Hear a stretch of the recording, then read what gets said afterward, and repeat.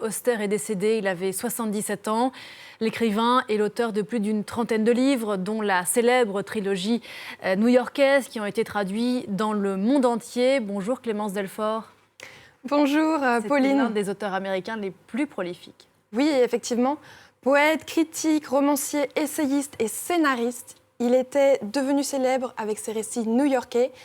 Donc à 77 ans, vous l'avez dit, il laisse une trentaine de livres qui a été traduit dans plus de 40 langues. On pense notamment à Moon Palace, Léviathan ou Seul dans le noir. Il a connu la célébrité en 1980, dans les années 80, avec l'invention de la solitude, où il fouille sa mémoire familiale, il rend hommage à son père qui était décédé. Mais c'est beaucoup sa ville, New York, qu'il a rendu célèbre dans le monde entier. Donc New York, il dépeignait dans les moindres détails, notamment dans la trilogie new-yorkaise qu'il a publiée entre 85 et 88, donc avec Cité de verre, Revenant, La chambre dérobée. C'était vraiment un maître dans l'art de la narration. Il replongeait volontiers dans son enfance, dans son passé, pour nourrir des textes romanesques, autobiographiques ou même politiques d'une très grande sensibilité.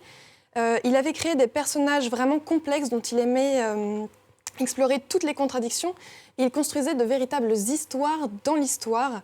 Et il nous laisse avec un dernier roman bouleversant que j'ai juste ici, Baumgartner, sur la souffrance, le deuil et l'amour, où s'entremêlaient des souvenirs fictifs et autobiographiques. Et il était, et vous êtes là pour le prouver, Clémence, particulièrement connu et adoré par son public français. Oui, effectivement, il a été même parfois plus connu en France qu'aux États-Unis. Il a même été commandeur de l'Ordre des Arts et des Lettres en France depuis 2007.